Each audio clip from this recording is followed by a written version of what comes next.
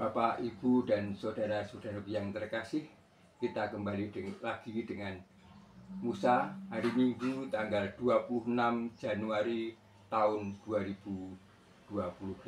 Untuk itu, marilah kita buat tanda kemenangan Kristus. Dalam nama Bapa dan Putra dan Roh Kudus. Amin. Renungan hari ini diambil dari Injil Lukas bab 1 ayat 1 sampai dengan 4, dilanjutkan dengan bab 4 ayat 14 sampai dengan 21, yang saya beri judul Pentingnya Roh Kudus dalam menghadirkan Kerajaan Allah.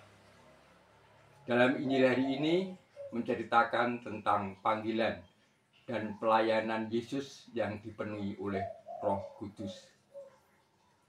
Sesudah berpuasa selama 40 hari 40 malam dan mengalahkan iblis, Yesus berkhotbah dan menyembuhkan di daerah kelahirannya, yaitu Nazaret, tempat di mana ia dibesarkan.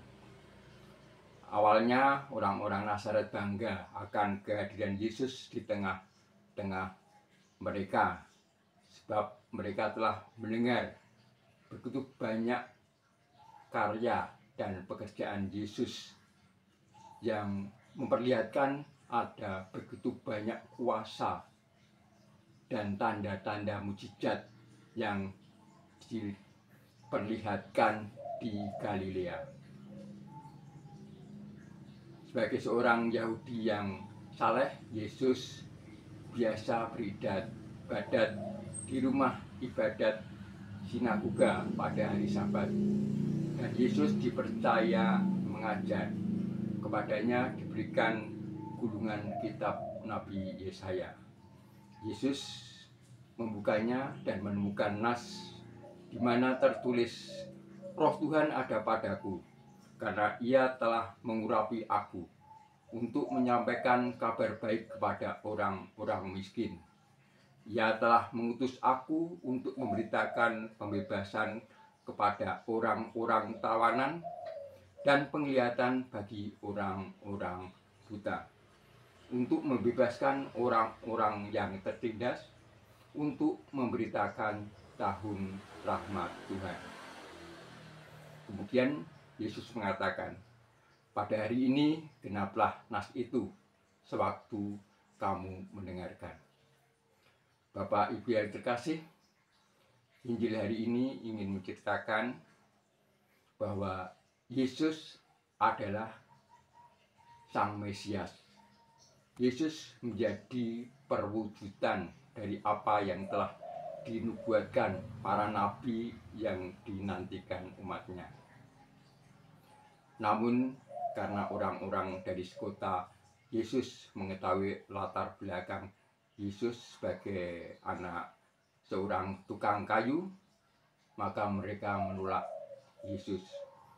Bukan hanya ditolak, mereka benci, iri, dan sampai-sampai ingin atau berusaha membunuh Yesus.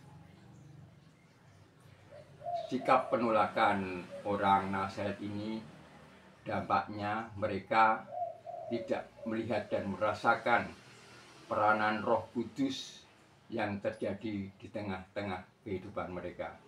Oleh karena hati mereka tertutup untuk menerima Yesus sebagai Sang Mesias. Bapak, Ibu, dan saudara-saudara yang terkasih, dalam kehidupan kita sehari-hari, apakah kita sudah mengandalkan dan melibatkan Tuhan di dalam memutuskan segala sesuatunya? Apakah juga kita sudah melibatkan dan mengandalkan Tuhan?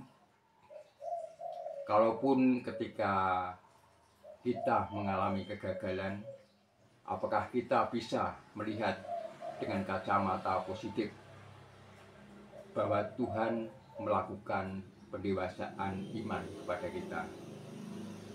Untuk itu, apapun rencana kita, apapun yang menjadi program kita, tetaplah mengandalkan campur tangan Tuhan dan melibatkan Roh Kudus untuk senantiasa membimbing kita. Dengan demikian, kita akan merasakan jamahan serta tuntunan Tuhan yang memberikan damai serta sukacita. Dimuliakanlah Tuhan kini dan sepanjang segala masa. Amin. Dalam nama Bapa dan Putra dan Roh Kudus. Amin.